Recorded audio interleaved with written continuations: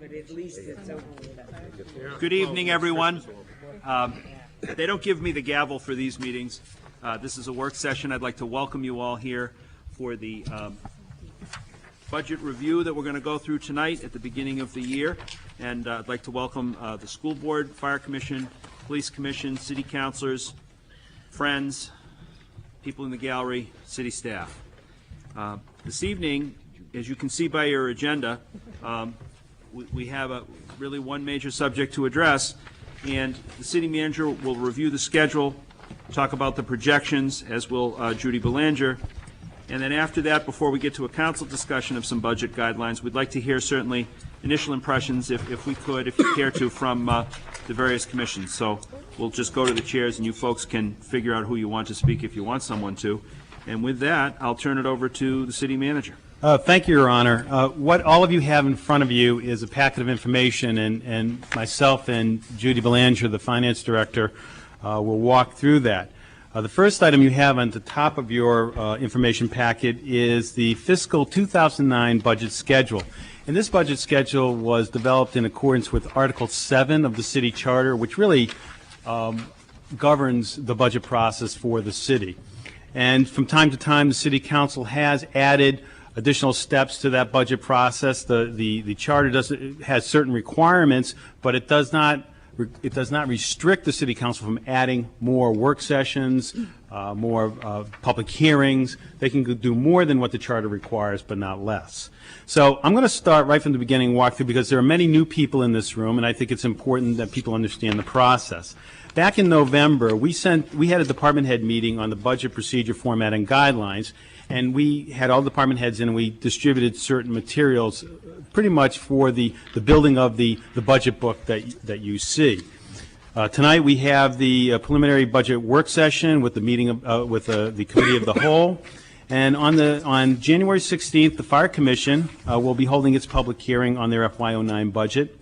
On the 17th of this month, the Planning Board will review and adopt the capital improvement plan, and that's next Thursday night.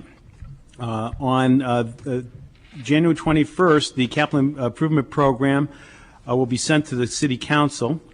On January 28th, the City Council will have a work session on the CIP in this room, starting at 6:30. And again, this is a lot earlier than we have done in the past. Last year, we had moved this up, and the council really liked the idea of having it well in advance of any final approvals that we had of the city budget. On January 29th, the school board will have its public hearing number 1 on the proposed FY09 budget. On February 7th, the police commission will have a public hearing on the proposed FY09 budget. On February 12th, the school board public hearing number 2 on the proposed FY09 budget.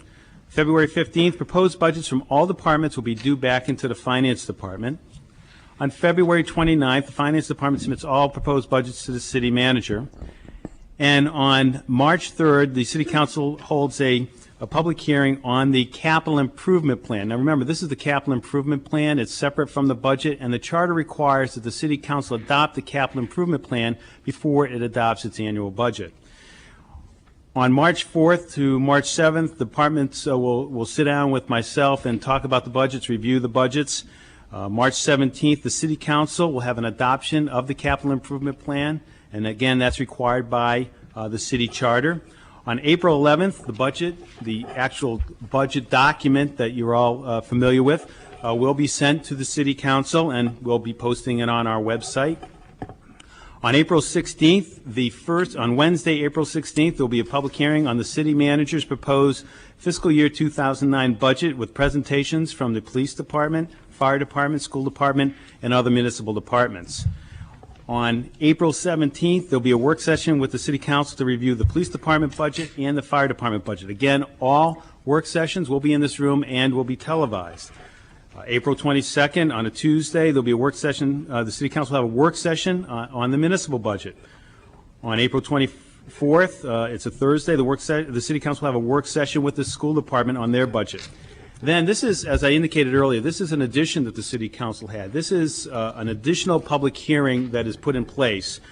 The City Council on May 12th will reopen the public hearing from April 16th and talk about some of the changes that they anticipate within the budget as a result of the work session, and it will allow the public to come in and actually speak to those changes the City Council may contemplate as it relates to the work sessions they had. Prior to 2 years ago, what would happen is we'd have one public hearing, and there was concern that people weren't able to get back up and speak to some of the changes that were proposed. So the City Council added this step. On May 14th, there will be another work session with the City Council to finally review the budget if necessary. We've used this additional work session every year because after we've heard from the public for a second time, the City Council may or may not want to make additional changes. And we are aiming to have the City Council adopt the FY09 budget by Monday, June 2nd. Now, by charter, the City Council has until the end of June to adopt the fiscal 09 budget. If the City Council fails to adopt the budget by the end of June, which has never happened, but there's a provision in the charter that the city manager's proposed budget becomes law. Just be aware of that. And again, I suspect that would never happen. The next page is just a recap of, I've separated out the capital improvement plan schedule for those that might be interested in that schedule. And I've also have the FY 2009 fee committee schedule as well. So I'll be talking to Councilor Clayburgh. She's chairman of the fee committee, and we'll have to talk, Councilor, afterwards about your schedule and getting together relative to that. Does anybody have any questions regarding the budget schedule? I know we've checked with the police department, the fire department, and the school department on the work sessions and the public hearings to make sure we had the correct dates. If there are no questions or changes, what I intend to do tomorrow is to post this on the website, so everybody will be aware as to the budget schedule. We have, in past years, been able to put a lot of information on the website, and we'll continue to do that. We also place information at the library for those that do not want to access it via the web. And if anybody wants information from the public and has not been able to get it from the library or through the web, they certainly can contact my office or the city clerk. So if there are no questions on the budget schedule, what I'd like to do is have you turn to the next page that has at the top of that page the Consumer Price Index. And the information I'm going to go over here is pretty much a background so that when we get into the next set of information, the budget projections, you'll have a basis for how we arrived at some of those budget projections. What you have in front of you is Consumer Price Index, and it really has three indices that we've shown for 10 years. The U.S. city average, the Northeast urban, and the Boston, Brockton, Nashua average CPI from November 2006 to November 2007, which is the last line on the chart. The Boston, Brockton, Nashua CPI is the CPI that we have used in our collective bargaining agreements for the last 10 years. Now, all of you are aware that on June 30th of this year, all our collective bargaining agreements, all 15 collective bargaining agreements on both the city side, municipal, fire, police, and schools will expire. So there is no COLA technically in any contract for next year. That is subject to collective bargaining. And our city negotiator, Tom Flygar, will be working with the various departments and the city council on moving forward to collectively bargain in good faith. So we have not identified a number as of this time. So all numbers, when I go through those, will not include any COLA in the budget. What you have to realize is 1% COLA for the entire city, for police, fire, schools, municipal, all employees, if you added a 1% COLA, that would be about $400,000 in additional expenditures. So that I'm not creating a situation where I'm not bargaining in good faith, or the city's not bargaining in good faith, I'm not putting out a number at this time. I'm just saying that for every 1% equals $400,000 citywide. And obviously each department can figure out what that would mean for them on a 1% basis, including overtime and their base salaries. What is included when we start going over the numbers is what we call our step increases. And so the step increases have been added in. to the budget, so that those are there and have been reflected as such. Is there any questions on the Consumer Price Index and what we've utilized in the past? The next area is health insurance. And for those that are new to the table, from the police, the fire, the schools, and the City Council, about 7 years ago, what we did what the City Council supported and other departments, is that we set up two stabilization funds. We set up a stabilization fund for health insurance, and we set up a stabilization fund for leave at termination. Now, many of you are aware that prior to 1996, employees that were hired prior to 1996 were able to collect certain amounts of sick time and vacation time, and when they retired, they would get a payout. Each contract had different levels, and I won't get into those. But what was happening is that some of the retirements may have been unplanned, and or the departments did not plan for those in their budget. So you might have in any given year, in the last quarter of the fiscal year, a police department having a $150,000 hit to their budget that they didn't realize. School department might have had $300,000 hit to their department that they didn't realize. So what we did to smooth that out so we wouldn't have those spikes and those real problems in those departments, and what consequently would happen is they'd come to the City Council and you'd have to have a special appropriation, and you had to pay it because you were contractually obligated. So what we did is we set up a leave at termination stabilization fund, and that fund is set up, and we track each department, and they put a certain amount in each year in their line item.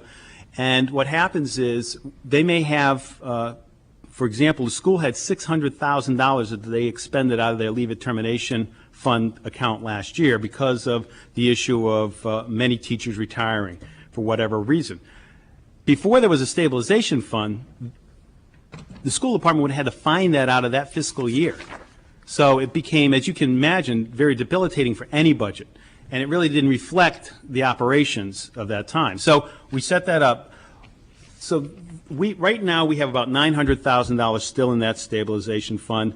And what we do is we track each department. And quite frankly, the school department is below water on that, which we expect. But over time, as you go out, we'll continue to pay that in that line item in the budget, and we'll extinguish that because anybody hired after 1996 no longer gets those payouts. So that's how we're dealing with that issue. The next area is the Health Insurance Stabilization Fund. If you look at the chart on health insurance, you'll see that health insurance spikes up and down. Fiscal year 02, it went up 26%. 03, it went up 5.5%, and so on and so forth. So what we did when we established the Health Insurance Stabilization Fund is we took and we said we're going to go back and we're going to do an average over the last 10 years so we can stabilize this so that we're not, every year you don't have, so for example, in one year you don't have a 26% spike and then have it drop down and have that situation disrupt the budget process. What we were doing, and again, we were kind of blazing a new trail here, we went budget to budget on it. We didn't do actual. We went budget to budget. So over 7 years, what consequently happened was we would use the 10-year average and we'd go budget to budget and we'd add, for example, in fiscal 08 from fiscal 07, in that line item, we would increase it by 10.5% as opposed to the number that might have been the actual number. What happened is that over a period of time, we had people that went off the plans, went on the plans, and we had some people that had family plans, and then we had people that had single plans. So over time, that started to get a little bit unbalanced. So what we're going to do this year is pretty much reset the clock on that. And if you look down to the next chart, you'll see actually the second chart down that says health insurance budget FY09. You'll notice that when we reset that and use actuals, the school department will not have to raise additional funds for health insurance this year. But what we're recommending that you do is that you take that $300,000 that you would have had to put in for health insurance below the budgeted amount last year and put it in the leave at termination fund because I believe it's about $600,000, Judy? June 30th. Yeah. So what we'll do is we'll basically add more money to stabilize the leave at termination because of the because of the amount that's been drained out of that account because of the number of retirements, and take advantage of our opportunity with this health insurance.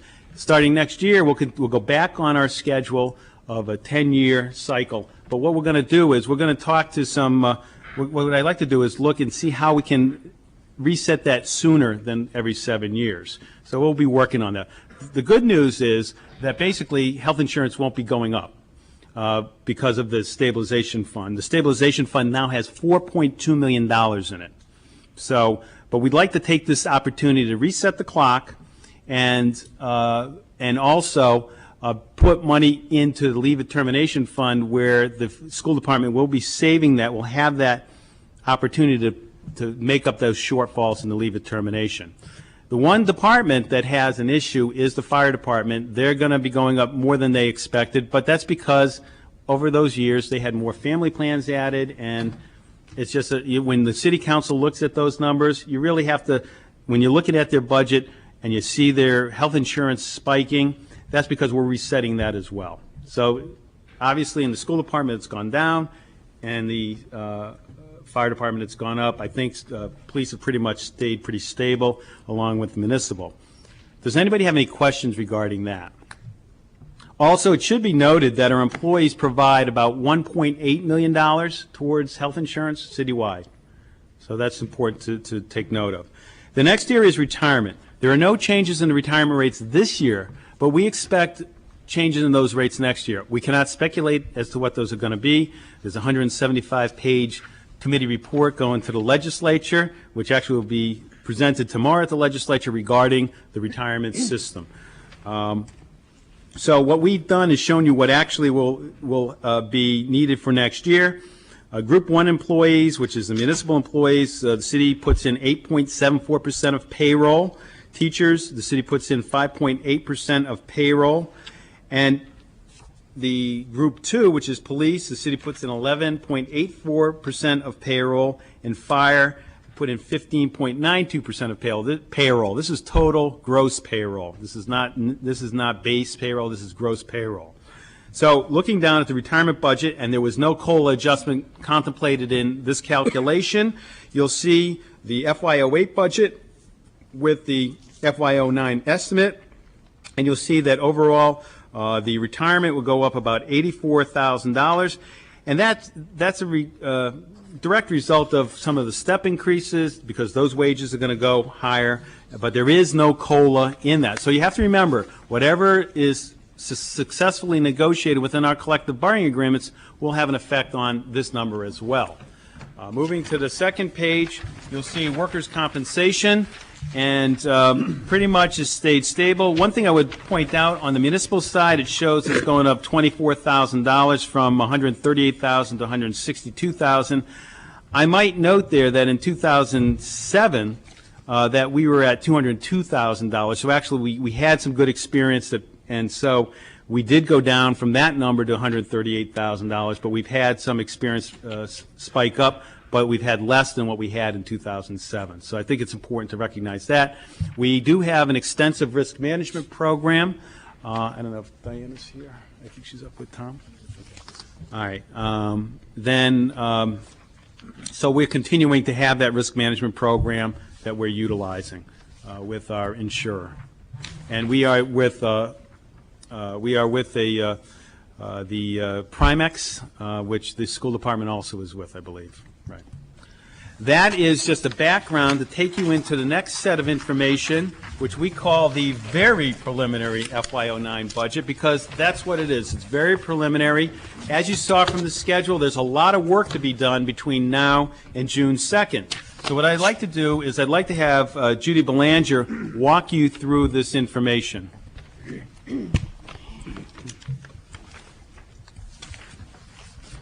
Okay. Again, this is very, very preliminary, and I'd like to preface this by going through these numbers, but indicating that when I start saying some percentages or some increases, that again, there is no COLA in these numbers, and also the departments was very helpful in trying to compile some of this information, but there's still a lot of work to do with going through each line item, especially when we get to the operating section of each department. So again, we have step increases, and I'll go through with, we'll go through municipal, police, fire, and school. In each segment, it's actually broken out pretty much the same way. At the top of each box, there's lines for salaries, overtime, longevity, retirement, health insurance and dental, other fringe benefits, leave at termination, life and disability, and workers' compensation. And we group all this together for each department under contractual obligation amount. So in the municipal department, about 67% of the total municipal budget is contractual obligations. Slight increase of 2.54 again without any COLA adjustments. But when we get down below, we talk about some operating in each of these departments. And in utilities, I don't, if some of you may recall that utilities back in fiscal year 2006, we were a bit underfunded, and that's when we started seeing large increases in cost of utilities a couple of years ago.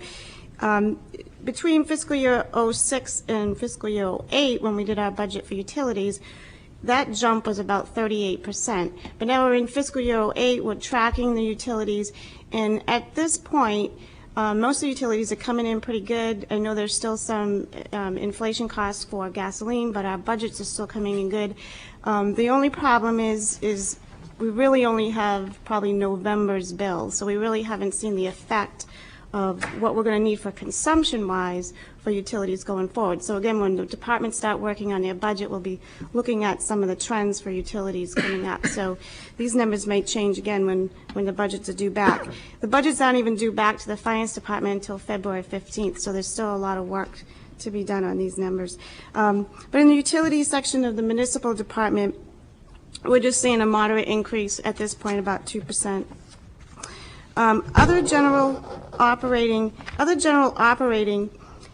consists of like telephone, postage, our government access channel. We have more and more meetings that are being televised, so the cost of that goes up a little bit. Our holiday parades, shipyard associations, and so forth. So again, small increase there on the municipal side. But when we get to the other operating in municipal consists about 23% of the total budget for the municipal departments. And this is where there's many line items in this part, because as Public Works has a lot with rubbish removal, rubbish disposal.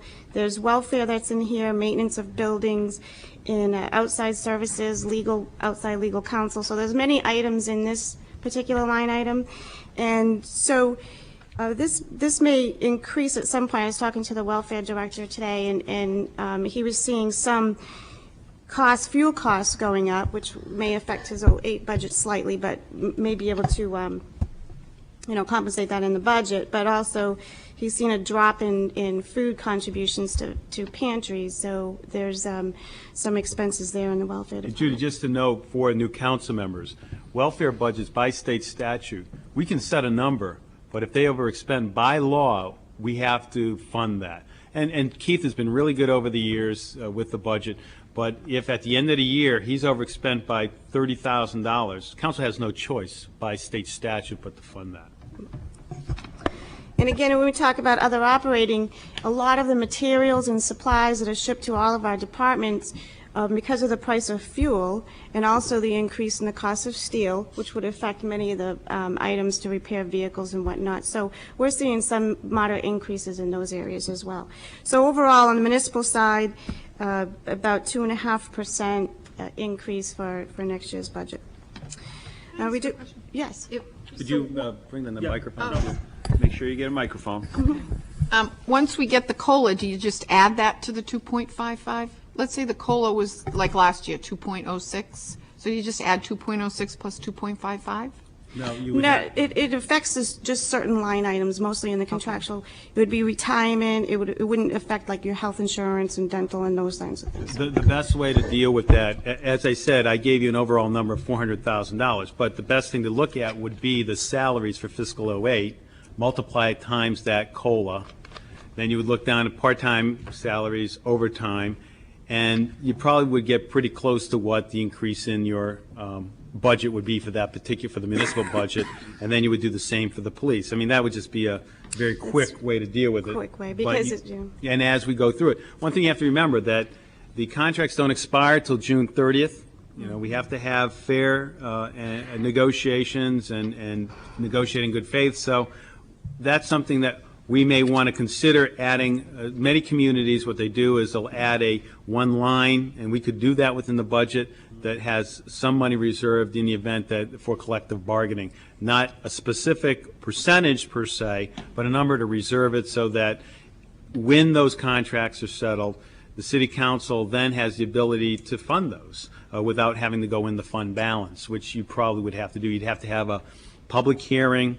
You'd have to raise and appropriate the money to pay for those contract settlements. If you did not put a contract contingency somewhere in this budget, we have not contemplated in tonight's documents any collective bargaining contingency. There's no COLA contemplated here. There may be, at the end of the day, when we provide a budget to the city council, there may be a line in the summary section of the budget that will have a collective bargaining contingency that will be just one line that will then be utilized for all departments like we did 5 years ago. Sure. What if the health insurance percentage changes with the The health insurance is, what you see today is what you're going to have.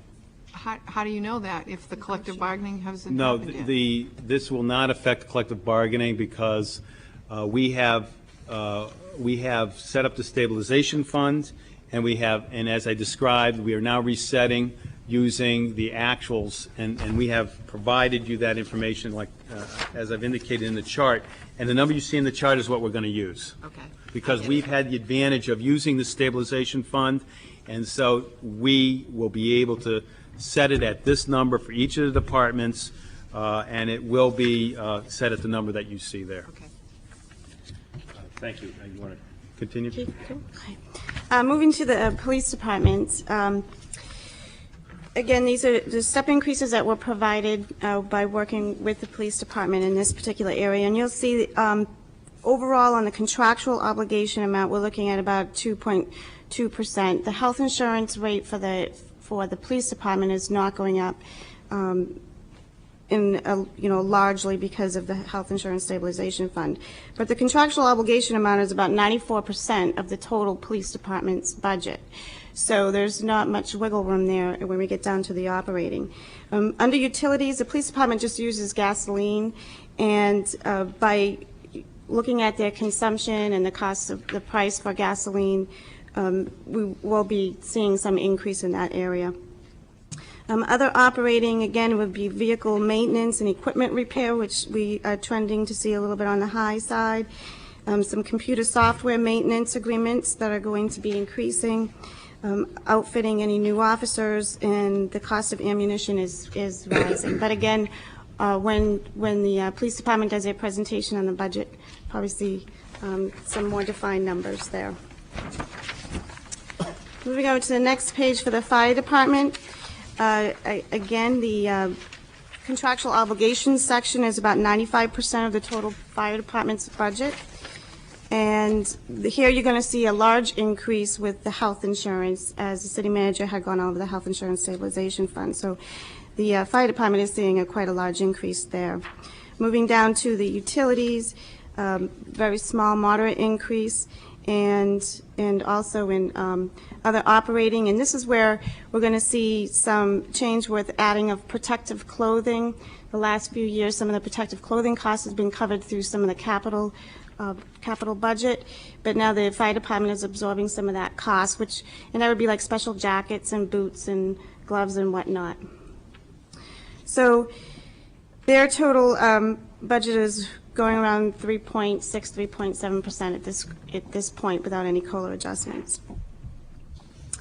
And down in the school department, there's actually going to be 4 areas in the school department which are, looks at this point going to be pretty level funded. And again, I'm talking about the health insurance stabilization fund and the leave at termination. And this is where we decreased the health insurance by $300,000 here. but we had to increase the leave of termination by $300,000. But there's no really net change from fiscal year '08 to fiscal year '09 budget there. Also working with Steve Bartlett, it looks like the workers' compensation may be able to be level funded, and also the utilities. If you may recall, at the end of last fiscal year, there was some savings in the utilities. We had some new equipment over at the high school, which helped with the consumption of the utilities over there. So overall, the school department is at the low at 1.3, but I'm sure those numbers will be revised when they come back with their budget. Now down, the next box is called non-operating, and this is what we call, when we prepare the budget, as below the line. So it doesn't get allocated to any of the municipal departments, fire, police, or school. This is made up of tax anticipation notes, debt service, seeing an increase in debt service, contingency. I made an assumption of increasing the contingency because this is where we were a couple of years ago.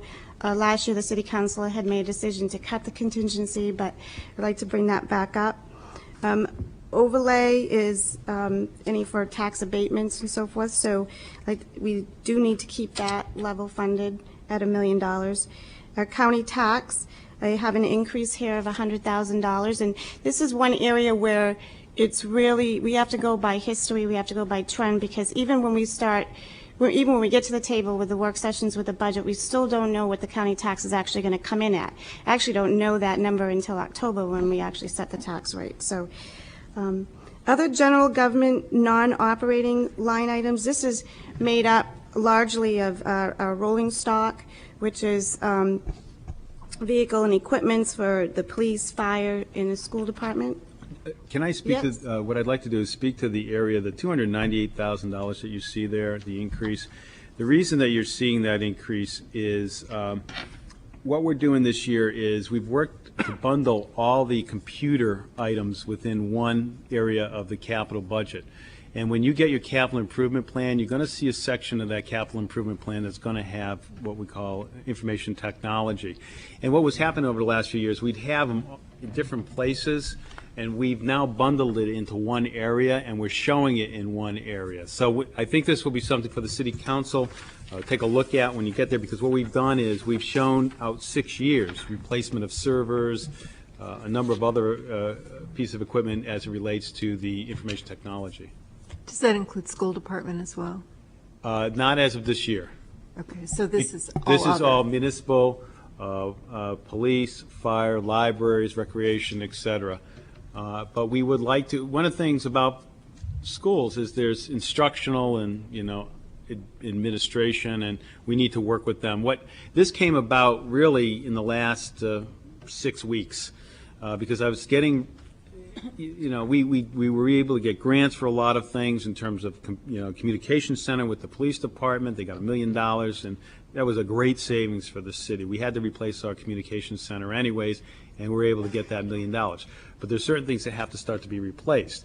And what we were doing is getting things in from different areas, and all of a sudden we said, well, geez, maybe what we ought to do, like we do with all vehicles, about 8 years ago, we took and we created what we call our rolling stock inventory, which you see in the back of your book, where we have taken every single vehicle in every single department, and you can see when we'll be replacing those over a 6-year period. So if you take that out, we ask you to put it in another year out into the future to determine when we're going to replace that vehicle. So we've done the same thing with the IT, and that we needed to do that. We needed to put in one area to see what we had so that we weren't duplicating, and that's why we did it that way. And that's why that number is there.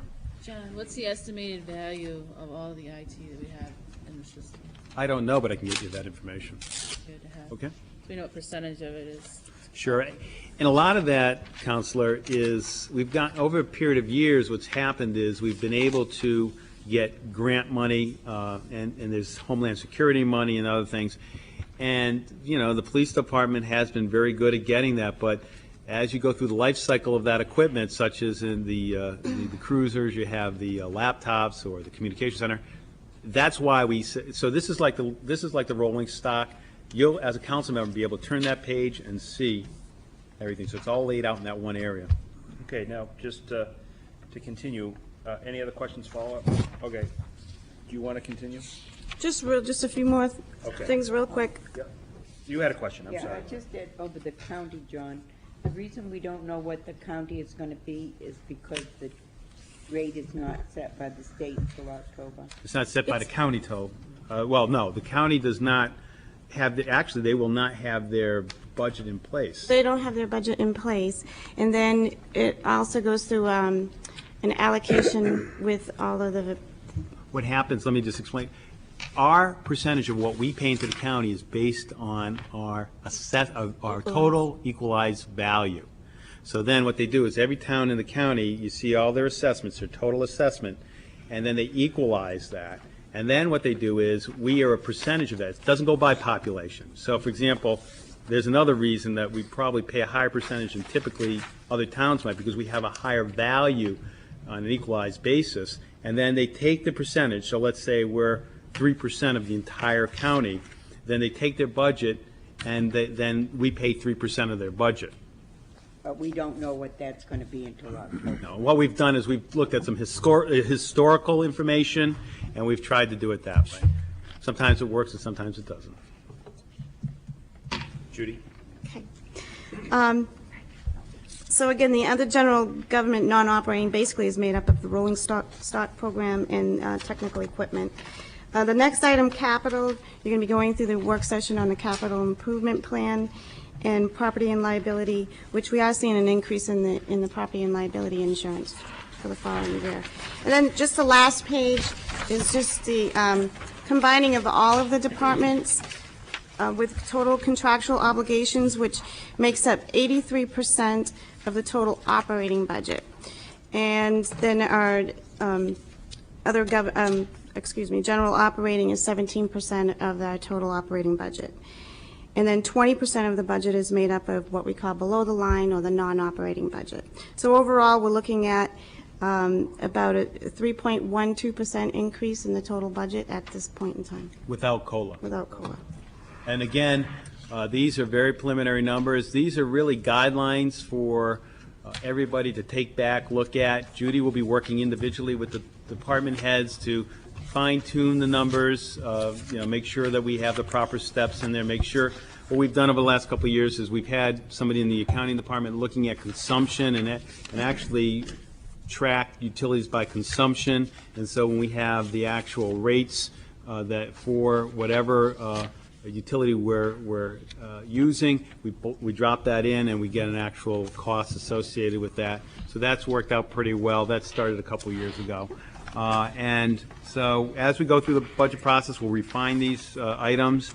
And the only thing missing, like I said, is the COLA. So you have a pretty good handle as to where we're at. We're approximately at a 3% budget increase.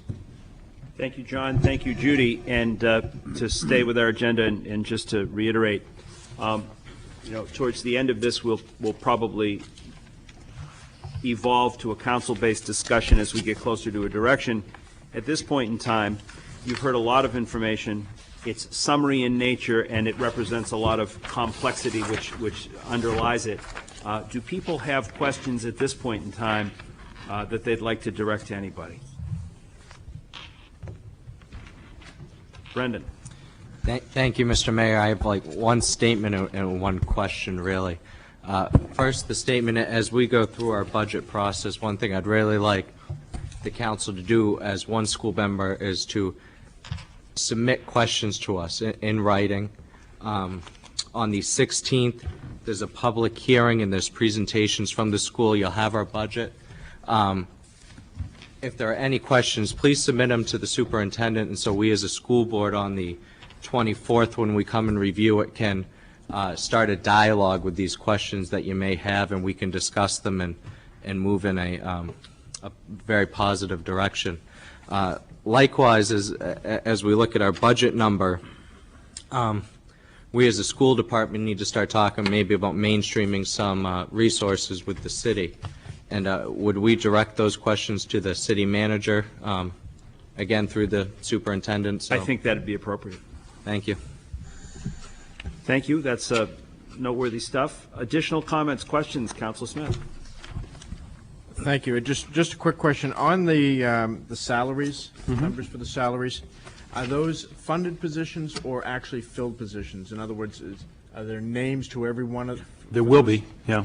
There will be. Yes. Those are all actual positions. There may be one or two that, I can't speak for the police or the fire department or the schools, but we may have one or two that might be filled or not filled at any given time. Okay. How about for the other departments? For the numbers that we have in front of us, are they all actual filled positions or just funded positions?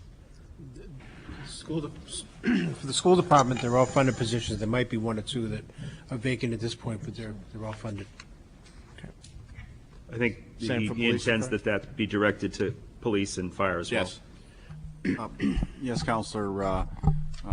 We have all positions funded and filled. We have one vacancy that we're working on filling now due to retirement.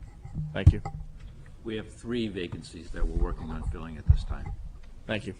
I might just ask a follow-up, since it's timely and appropriate to the departments. When you say a position that is unfilled at the present time, that's not like, as we see occasionally, and I won't say any department in particular, you'll see a position that's carried forward for year after year after year after year. You're not talking about those. Thanks. Okay. I think that's what Councilor Smith was inquiring about. Additional questions or comments? Okay. Well, it's a lot to think about, but the good thing is we have a nice long schedule with lots of meetings to talk about it. At this point, and certainly we would welcome, input from anybody, but I'd like to start to see if councilors have an opportunity to, after having had an opportunity to hear this and think about it, if we could start the discussion and talk about and/or inquire about how we might proceed. And just to sort of get things going, I think I'll say it again, just because I think it bears noting that if you look at the very preliminary budget and you look at the salaries, we'll just say once again that those are not COLA affected numbers. So, and the city manager will mercifully correct me if I'm wrong, that when you add that 1% for COLA or 2% for COLA, that's $400,000 at a given time across the board. Is that For each 1%, it's $400,000. Okay. So as we, and the point I'm getting to is, as we go into collective bargaining, and as we figure out what that's going to work out to be, then that number's going to go up. I think that's not an unfair labor practice. No, and one thing that I think is important that the council needs to contemplate is the idea, as we go through the budget, during the budget process, is do we want to put a section in called collective bargaining adjustments and have a number in there and not reflect it back to any specific percentage, but have some number, assumably, if there is a number that you want to put in there. So that's the last thing I think we could deal with during the budget process, because ultimately, whatever comes out of the collective bargaining process has to be funded. There will be positives, there will be negatives in terms of funding. Hopefully, it will work out so that there are both. And one of the beauties of starting the process so early is that we can hopefully set a direction which gives clarity to all sides, because there are a lot of moving parts that aren't decided yet. Councilor Dwyer, you looked like you had a thought or a question. No, I'm just kind of figuring out the different numbers here for right now. Okay. Councilor Claiborne. I'd like some more information here. Could you give us what the percentage increases were last year for all the departments? Sure.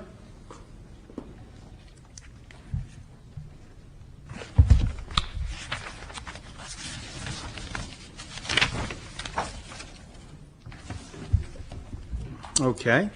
Municipal departments went up 4.59%. Police went up 6.67%. Fire went up 6.10%. Schools went up 5.71. Total operating went up 5.6%, or $3.4 million. And then I have a question. So, for instance, the police department, it's 6.67% last year. This year, it's I wish I had I should have brought my other glasses. 3.3. And that's without COLA, Counselor. Right. But for every point, you said for every point it goes up, it's $400,000. Citywide. For every point it goes down, is it $400,000 less? Well, so assumably, if you can get them reduced, yes.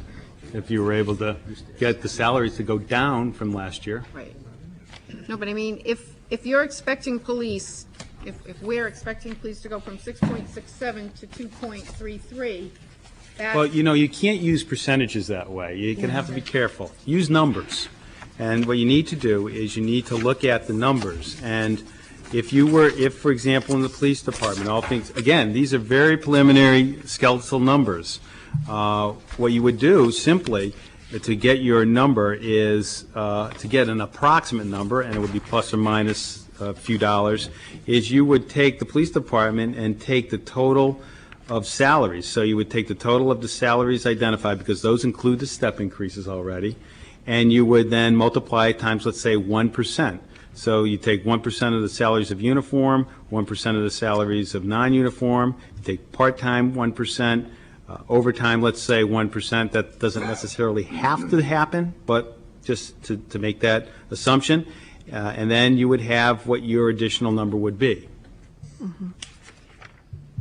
That answer your question, Counselor? Yes. Counselor Dwyer. But kind of, I think, listening to what Nancy is kicking around here, just to make an obvious point that maybe people listening can't see because we're looking at tons of numbers.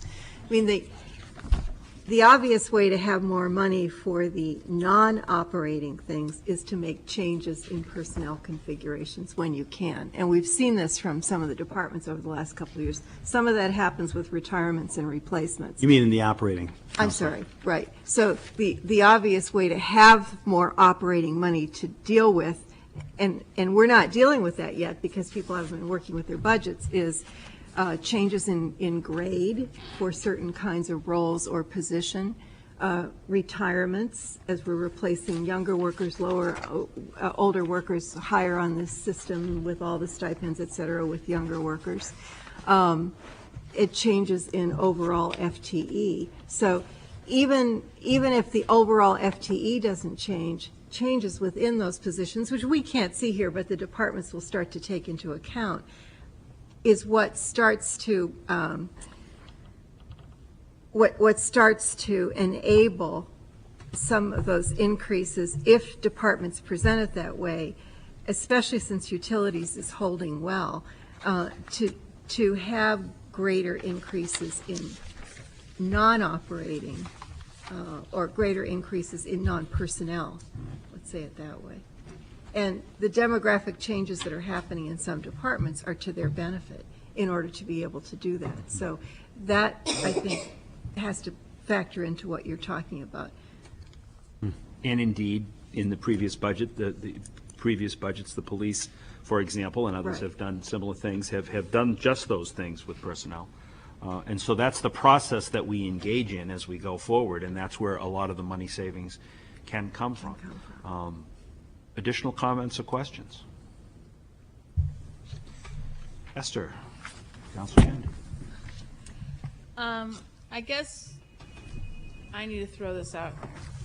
I was listening to the news tonight, and we're in crunch as a society to the point where it's on national news, and the people that know a lot more about funding and budgeting are very concerned. And I think 3.1 is high right now. I think that a COLA is in negotiations, and if you add a COLA to this, you're asking for a higher percentage than is here. And I'd like to look at something a little lower than 3.1. And we can look at a figure to add in later on. But right now, I think up front, we need to ask people to do a little bit better and dig a little deeper, because our community is digging a little deeper and doing a little bit better, because they have to. We have people losing houses. We have people that could potentially lose jobs. If you look at the job market, and we have people that are on fixed incomes that might not get the extra raise. So I think as a city, we need to work a little harder, knowing that there's going to be a contract for over some years, so it's going to be some money added to this. And I think that we need to look lower than 3.1. one. Thank you, Councilor Kennedy, for getting the ball rolling. We are trying to get to a number. Appreciate you doing that. City Manager expressed a desire to say something, and then Councilor Dwyer. I just want to make sure that under the charter, obviously this, by charter, it is really a budget that I submit to you and quite frankly can adjust the various departments. And I've chosen I've chosen this method better because actually I found it works better because we have buy-in early on and people understand the ground rules and we get going forward in a positive way. The one thing I'll say, Counselor, that's fine, and I appreciate what you said, and I agree with many of the things you had to say. But I will tell you that we'll probably come in, let's say you tell us that your target is 2% or whatever the number is. I still probably will come in with a budget that will show the 3.1% because from a policy perspective, it isn't the city manager that should determine the number of teachers being reduced. It shouldn't be the manager that determines the number of firefighters that should be on duty. It should be the city council in conjunction with the city manager and the department heads to determine how best we arrive at that. And as you saw from the documents that we handed out, in those areas, 94 to 95% of those areas are really personnel. And as a community, if we make that policy decision, and there are 5 council members that agree, and we move forward in that direction, that's fine. But I just want to let you know that don't expect a 2% budget coming from me to you, because I don't think that's appropriate. What I think is appropriate is that if you said to me, no new net FTEs, that's fine. And we go along with that, and we bring you a budget that is true to no new growth in terms of programs or that type of thing. Then we start at that position that you now can say, well, as a community, where are we going to go here? We cannot afford this, and we need to make some reductions, and these are the areas that we want to contemplate those reductions. So I just wanted to clarify that. Well, in terms of what comes to us, but naturally, the manner in which we see it, we'll be able to determine what the effect of cuts to that level or another level might well be. Councilor Dwyer. Well, and because we're not capping anything, I think I'm very comfortable with thinking about having departments think about using the rate of inflation as their what they should be targeting for, as is kind of represented here. Because the other thing I think we always need to remind ourselves, the increase in budget is not because of new property coming onto the tax roll with new assessed valuation, is not the increase in taxes. So we want to make sure that we're making those two distinctions. So that effectively a 3.12, which is the preliminary here, actually ends up being a lower overall increase. Well, I wouldn't go on to say that, Counselor. Well, No, because, and I'm not trying to be flip about it. Because you have to be careful. There's a whole revenue side of the budget that we need to be careful about, because there might be a revenue source that might dry up. And so I don't want people to have automatically think if it comes in at 3.1 that taxes are going to go up less than 3.1%. That may not happen. that may not be, but there is not 3.1. This is not. It could go higher or lower. Yes. This is not the direct. That's exactly correct. That's correct. That's correct. And she raises the point, the city manager helps clarify, and I think that's good for us all to have a sense of understanding. So Councilor Dwyer raises the issue of essentially of looking at the CPI as one that indeed some have a significant expectation about. We've noted Councilor Kennedy. Councilors, any further commentary? Councilor Smith. Thank you. Seeing that the largest part of our budget always comes down to personnel, and of course no one ever wants to lay anybody off, it always seems to, you start looking at the non-personnel issues. And that comes down to, you know, where is it that we can start combining our services? How can, what one department is doing, another department can benefit from? A small example is, you know, the school department has very well worked with the rec department and filling a need there. And I'd like to start maybe bringing more of those ideas to the table in any way we can, such as, I know I had mentioned in the past, possibility of having, you know, the grounds maintenance and so forth, maybe having that shifted over to be an internal, maybe snow plowing to fall under into an internal and have the department do it. Looking over at you, Bob, not picking on the school department, but just ideas off the top of my head. I know recently we had also discussed about, where the superintendent's office will be, because they have to, to be able to give more room to Little Harbor. Maybe start looking at bringing those offices here into City Hall, because then you can start combining the services here as well. But I think if we can do that with all departments, if there's other areas that is of anywhere in redundancy, that we can really start pulling things together. I know the police department has worked very closely with the receptionist out front. When downstairs is busy, the phones are answered up here as well. Those type of things. And I think when you go back and looking at your budgets, if you can come up with ideas on those too, I think that's another place we can look at, as well as the personnel issues. With the police department, this year, we've unfortunately, at least to date, and unless I've heard something differently, we have not heard that new funding is coming in for the street sweeper program. Street sweeper program has been a huge success for the police department. Just look what's in the papers in the recent days. However, if those revenues have dried up, the reason we brought on extra police officers was because that's where we received the money. If the money has dried up, maybe we have to look at of cutting back a position in the police department. Those type of ideas is what I'm going to be looking back from the departments.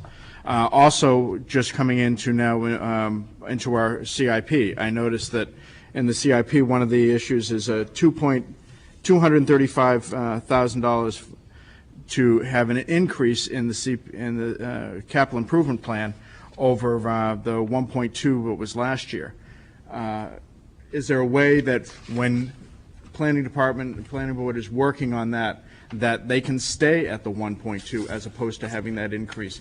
I haven't seen the plan, so I'm just, again, I'm broad stroking. Right, and if I might just say that we historically, really, you want your planning board to give you what they believe is the number that is necessary for those replacements. Again, I want to reiterate, it really is a policy decision at that point by the city council. And I'd rather spend time with the city council. We've whittled it down to what we believe is the necessity. Every department head, we've gone through very closely with this. And I think at this point, we can take time and whittle it down with the city council to talk about areas that they believe we can, if the city council wants us to reduce it, then we'll talk about that and see where we can, and working with the departments. But I'd rather have that at the city council level, Councilor. Okay. Well, if I didn't know if they were still in the process of putting that I'm together. heading next Wednesday to talk to them, next Thursday to talk to them about the capital plan. And then at the work session on January 28th, we can talk about that further. Okay, because that's going to be an area that I'm going to look at. Sure. As well as I know you want to bring the contingency back up to 400,000, which we had funded it before. But yet we did okay leaving it at 300,000. Again, that's it's again a policy issue. I'm throwing out broad strokes of where, just very preliminary, that I'm looking at. Sure.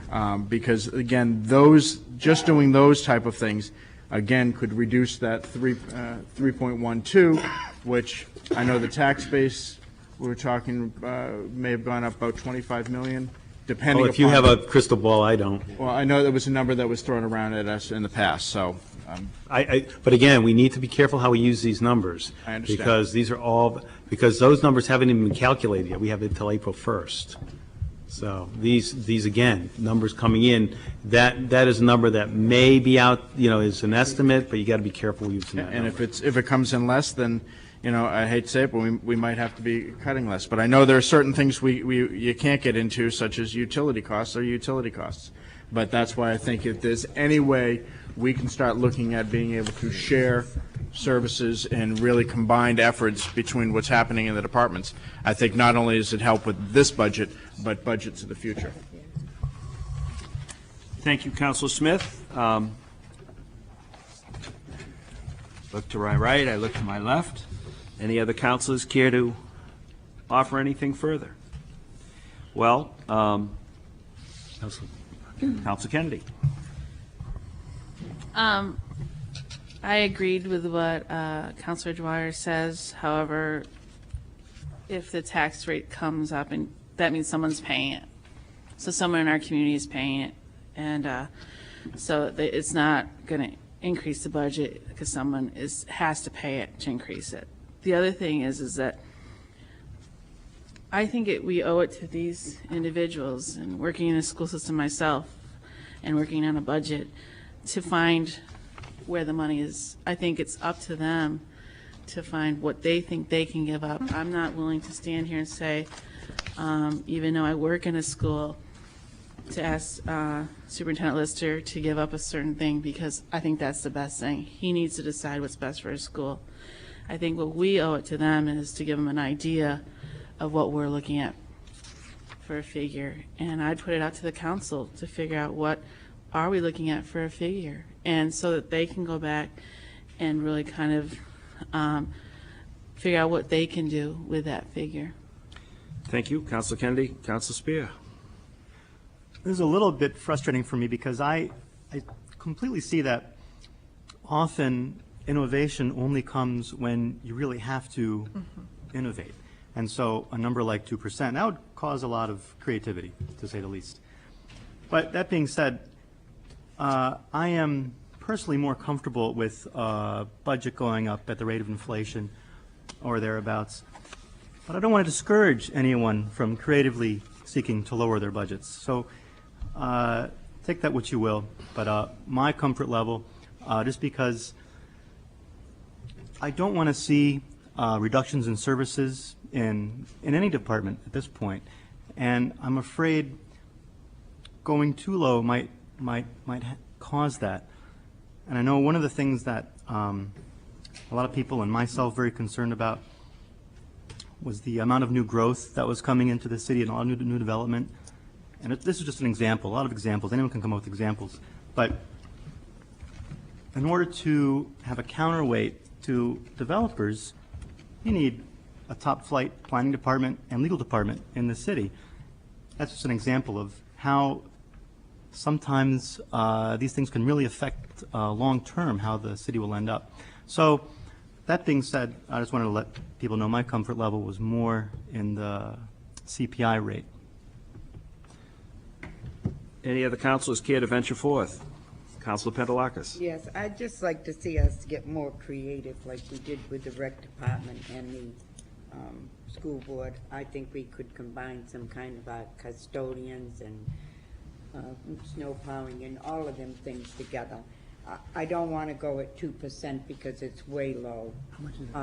I don't want to put the idea out there that if the budgets don't come in the way we want them, that people are going to have to be laid off. I don't like that situation. If we're going to do that or have any idea to do that, we should say it tonight.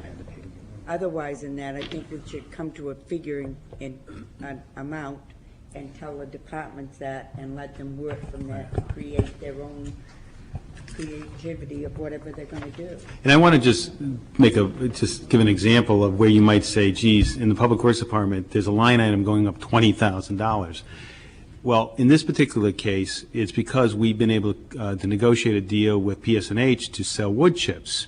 So we're going to get a revenue base out of that, but we also have to spend money. So the revenue might be more than $20,000. In any event, we're going to be doing some recycling. So you may see, in the one hand, that their budget's going up $20,000, but on the other hand, revenue might be going up more from that, because you can't because of the way our budget is, you have to have a revenue side and an expenditure side, and they're spending money to then sell that product to PSNH for the wood chip. So you may see something in the budget. So I think it's important to know that a budget might go up slightly, but then there might be other areas where they're generating a revenue or something. So just keep that in mind. I think that's a good point, Councilor. Speaking to, okay, Councilor Spear, before we recognize Councilor Kennedy, Commissioner Gamester. Mayor, I have a completely different question that was being thrown around down there, but is it time to ask a completely different? What the heck? All right. With this budget reflecting zero COLA increases, and the fact that 15 bargaining units have to be dealt with in, let's assume, a 5-month period, because let's count January done. May I ask the mayor, because I don't remember city manager, What happens if all 15 units are at impasse the date the 08-09 budget goes into effect? What do you have to do, John, at that point? What will happen is that all benefits within that budget that exist, the health benefits, the step increases on a historical will take place. But what won't take place is a COLA adjustment, which is the number that we typically use as a CPI, which this year would have been 3.4%. Last year it was 2%. So that's the number that is missing. Now, by law, what happens is those contracts stay in effect and those benefits stay into effect. And let's say hypothetically that that you have protracted negotiations for 6 months past July 1. Again, that's subject to negotiations. A number of things are subject to negotiations, and I don't want to get into those, but one might be retroactivity on wages. Let's say it takes 6 months to negotiate the contract. As a part of negotiations, it is not assumed that retroactivity will occur. So, but that is subject to negotiations, so that if you go 6 months negotiating and cannot come to a settlement, and let's say you come to a settlement in February of the next year, then you have a situation that there has been no salary increase, and that's where you're at that particular time. Okay, so all benefits other than COLA increases would continue until a new contract is agreed. And we have historically done that, correct. And you've based all of those, in this preliminary, very preliminary budget, all those stipends and everything else. Everything's in there. They're all in there. Everything's in there except COLA. Everything's in there except COLA. I'm just concerned about the length, the shortness of the time to negotiate 15 bargaining units. I think it's important for everybody to understand what we're dealing with is a COLA number, and I think that is a manageable number to deal with, so that we're not, so at some point at the end of the day, if the city council during the budget process determines that there's a certain level that they want to go in at, and they want to set a percentage, or at least not even percentage, but a number for all departments for collective bargaining, that would be over and above what you see today. Yep. I think that was a useful clarification, and frankly, to point it back up, get to Councilor Kennedy in a second, we're going to evolve in this direction. It's not binary. There's a lot of variables here. Councilor Kennedy. I was just wondering if at some point we could get a revenue sheet. A what sheet? A revenue? As we develop it, correct, and that will be part of your budget book. And it would, and I'll give my annual speech about revenues, because I think it's important that council members understand that I would be really reticent to have them tell me to change a revenue. Mm-hmm. Probably wouldn't, because that's how the Bridgeports of the world and others, I can give you a no tax increase. I'll just change one number on the revenue side. Mm-hmm. But next year you're going to have a real problem because that revenue didn't come in, and the year after you're just going to have even a bigger problem. So on the revenue side, I'm very protective, and there's a reason for that. You protect your bond rating, you protect your financial stability to the community. So yes, you want to vet those numbers, and we'll work on those, and I'll tell you exactly what they consist of.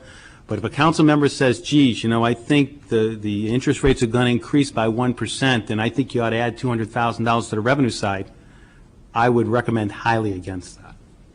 I wasn't asking for revenue for that reason. I was asking for revenue because of your suggestion about the wood chips. Right. That if we have the revenue paper, then we probably wouldn't have had to have the question about the wood chips. But again, thank you for that, because it gave me the opportunity to give my speech. No, John, he just, okay. Assistant Mayor Blaylock. Yeah, thanks, Mayor. I think, the reason we're here, we're trying to give some direction. We're all trying to get settled with the fact that the budget is going to see some increases for various reasons. We are lucky, fortunate in this city. I think the citizens have enjoyed great services. I'm very proud, and most citizens are, of the fire department, the police department, the school department. And as we give them direction, there's some things we just don't know. So, we're trying to minimize this, but I share the same sentiments. I don't want to see services cut. I don't want to see people laid off. I want to maintain exactly what we have, but we don't know some things. We don't know what we're going to have to give to the state for schools. We don't know what we're going to have to give to the county. And then on the other side, how much the revenues will be. And, as our property increases in value, how many taxes come in. So it's not all, when we're throwing around these numbers tonight, it isn't all directly reflected on the tax rate, which is my main concern. We have to make this work without putting too much pressure or any more pressure than we have to on the taxpayer. And that's the point of this meeting, and that's the direction we want to give everybody, is we have to work cooperatively. And I think we can do that. I think the spirit of tonight shows that. And as we look at these small numbers, which turn into big numbers, because we're talking about small percentages that represent larger dollars, let's just keep the spirit of cooperation and feedback and going back and forth. But I feel very strongly that, as Eric Spear said and Councilor Pendelakis, I don't want to see services cut. Thank you to the Assistant Mayor. Any further questions or comments? Council Claiborne.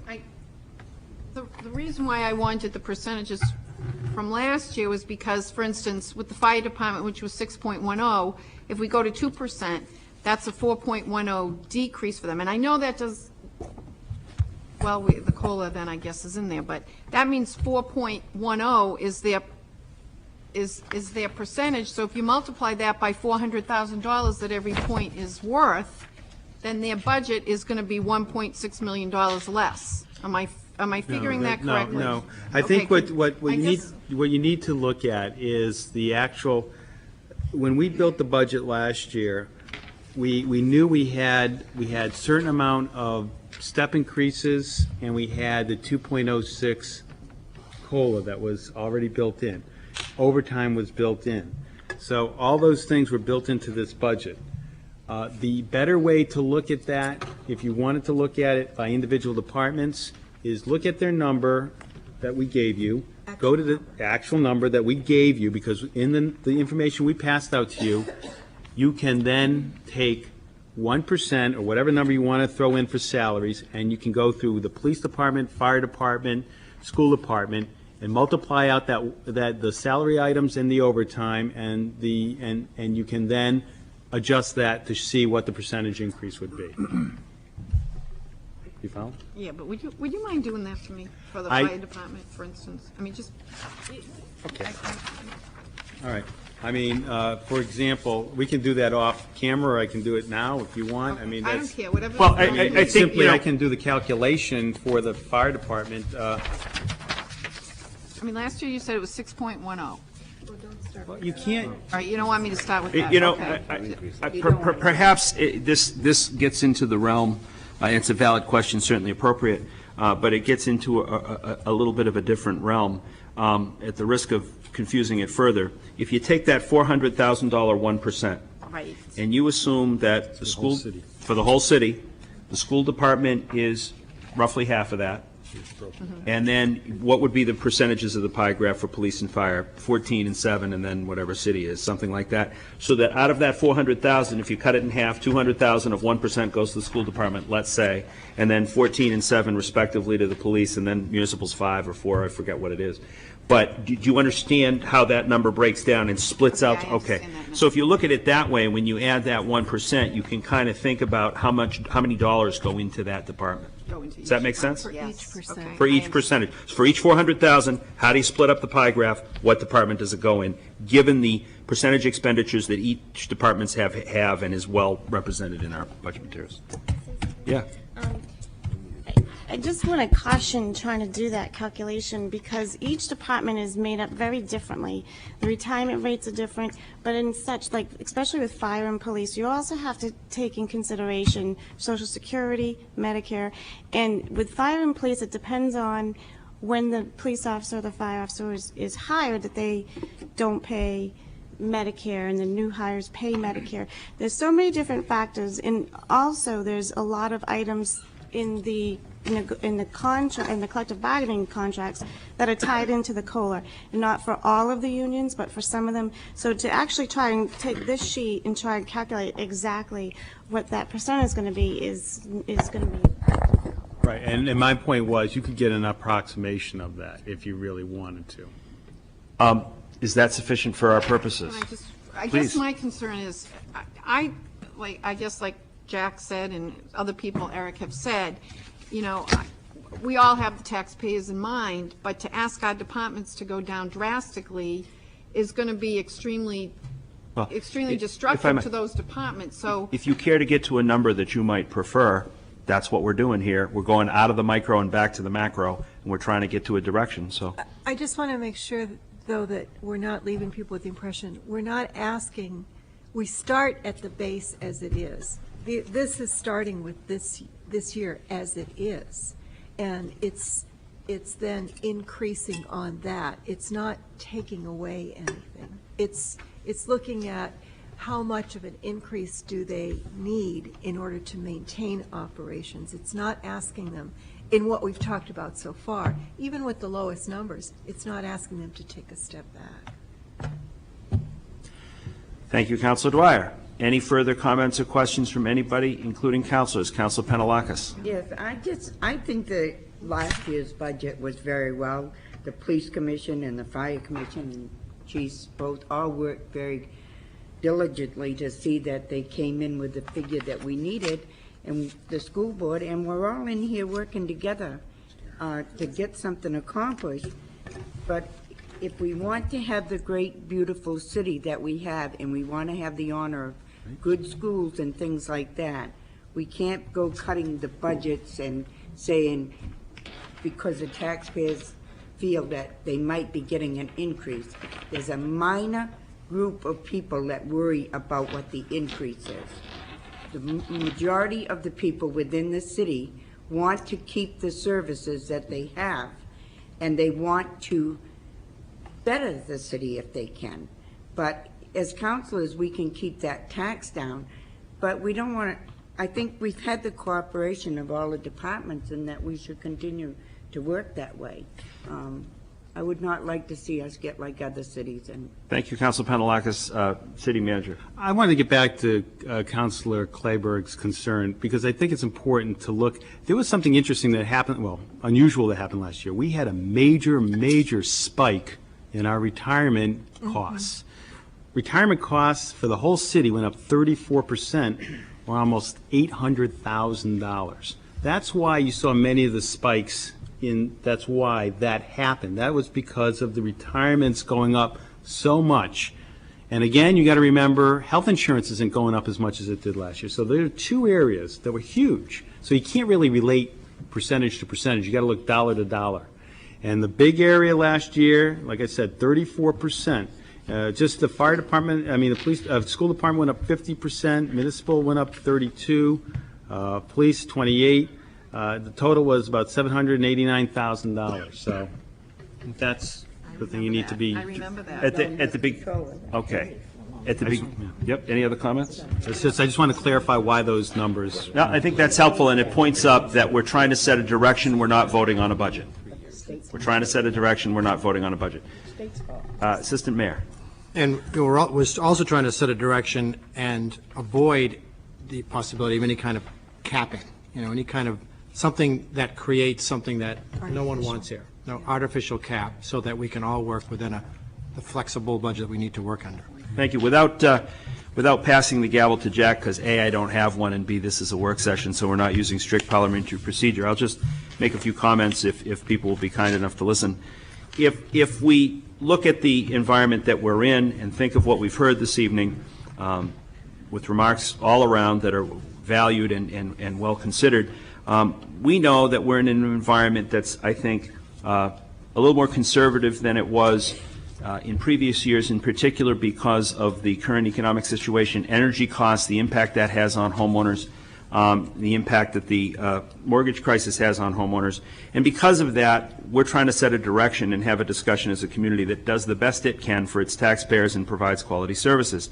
One concern that we have, and it is a very real one, is that if we do not creatively and frankly work as hard as we have done in the past, if not harder, we may well face a tax cap, which other communities have faced, and then we're stuck with the proposal that we don't get to think. We have a blunt instrument that sets policy, and we're not in a position as department heads, as commissions, as counselors, as school board members to do what's best for the community and use the brains we hope we have and that the people elected us to use.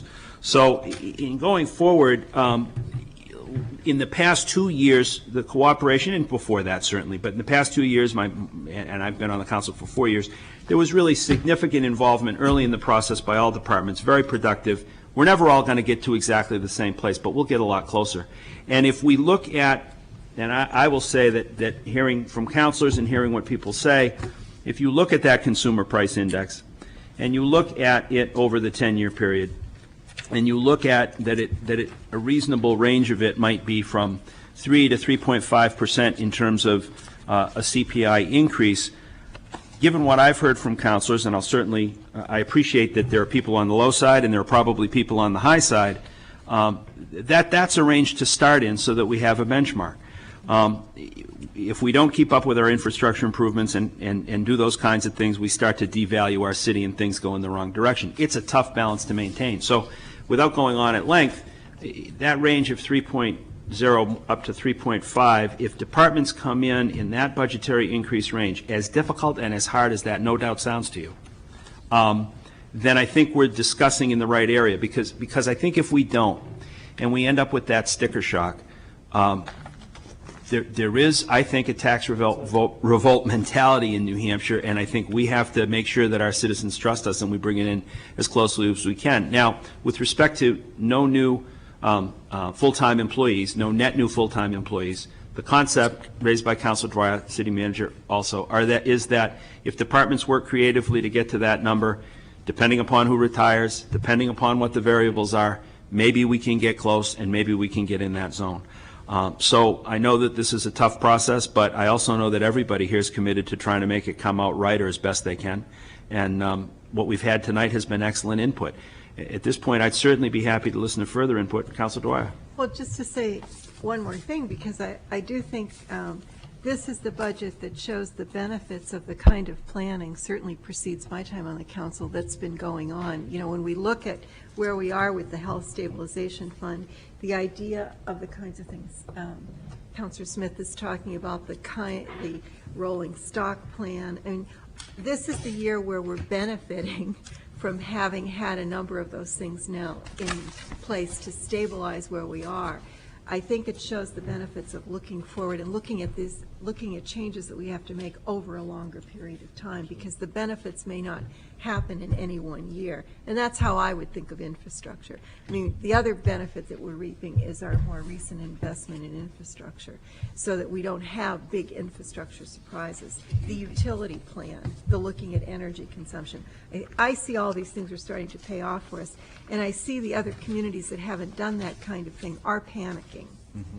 And so I also want to say that we shouldn't pick up the panic of other communities. We have about 12 things in place here that have helped to stabilize where we're going. We need to keep looking for more things like that. I don't want to rest on our laurels, but I think I can see this is the year where some of that starts to show that it's paid off, and that's why we don't have these large. That's why we're not, as concerned as you are, Nancy. That's why it doesn't have to keep going up and up and up, because we're starting to come up on the other side of that. And I just want to put in a plug for energy. As we make the investments in LEED certified buildings and others, those are longer term payoffs, but there comes the time when you start really reaping the benefit like we have on some of these things. And I should point out in saying this that look at the funnel that we go through. We go through all the meetings, we go through the public hearings, and then we as a council sit down and really make those policy choices at the end when we have all the data, when we know what the various percentages are, when their numbers come in, when we have a better sense of revenue, and all of those things come together. It becomes, then we have to make those policy decisions that the taxpayers expect us to make. But at the get-go, if the reason that we are talking in this range is because that's what we've heard. We're not making this stuff up. People want to see us do better than last year, and it's palpable. And so we wouldn't be doing this as an unnecessary measure. And you hear the sort of range that you hear amongst the councilors, which I'm sure may well continue throughout the debate, as well it should. And certainly I'd appreciate any comments or questions you have at this time. I see School Board Member LePage. Yeah. First, I'll appreciate, as we do this every year, and it's getting, I think, worked out over the last 3 years, bits and pieces of it. but Mayor Farini, I did hear at least twice or maybe 3 times tonight of no new types of positions. And I think it should be fair to be said that with state mandates both in business and economics, we may have to say under retirement, so all of a sudden somebody's going to say, well, you're looking at a new business teacher or putting in that. It may be a trade-off that we have to do. We use or the may term not. net. Make sure you understand we use the term Absolutely, net. absolutely. But again, it's perception out there that when we, as a school board, start to say, we have to look at, because of state mandates changing and so forth, and/or that of maximum class size, we may shift population of our faculty, but it also could equate to 1 or 2 new positions out there in total. We understand reasonable argument and creativity as well as we understand a goal that we're setting. I appreciate your comments. They make sense. And we understand that. Other comments or questions? Well, I don't know that we technically need a motion to adjourn. But we thank you all for your attentive participation. We'll all work together and we'll keep moving. Yeah, sure.